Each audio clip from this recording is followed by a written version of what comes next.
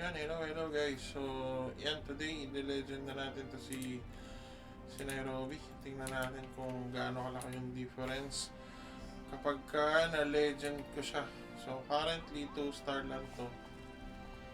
Yan. 6,981 yung damage. So, try ko muna i-3-star. What's up, purchase or repairs? My cousin is a darn good blacksmith too, like me.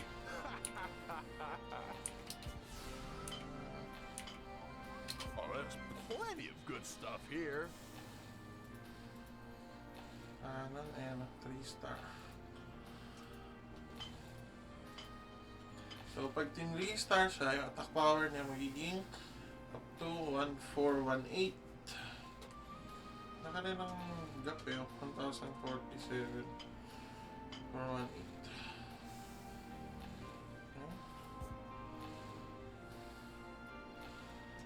Tapos ang threaded loop naman, pag pin-restart siya, magiging 865.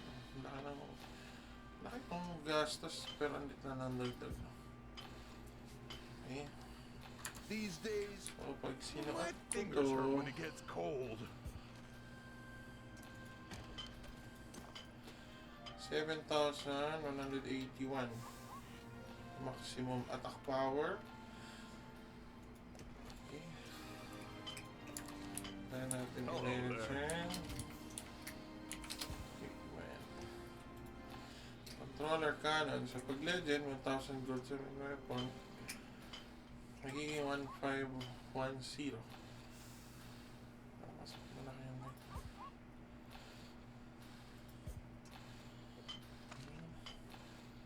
Tapos ito naman, guys, dito huwag kayo magkakamali ah. May class yan, no? Sa baba, alchemist. Sa taas, engineer. Baka magkamali kayo dyan sa gold niya. So ito, tama, engineer.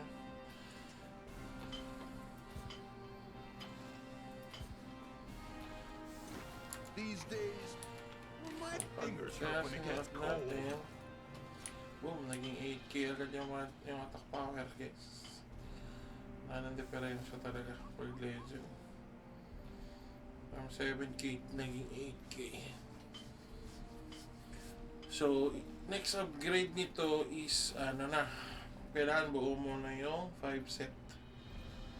Kasi to eh,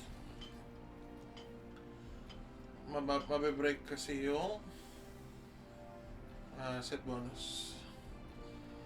So pagka ginawa mo lang kasi yung 3, makakuha kang 129 FD pero mawawala yung FD mo na to 16. So kahit pag 4 set naman, ganoon din, pangit. Mas okay talaga na tawag ito, mas okay na 5-3 after nito. So yun lang guys. Thank you. Bye bye.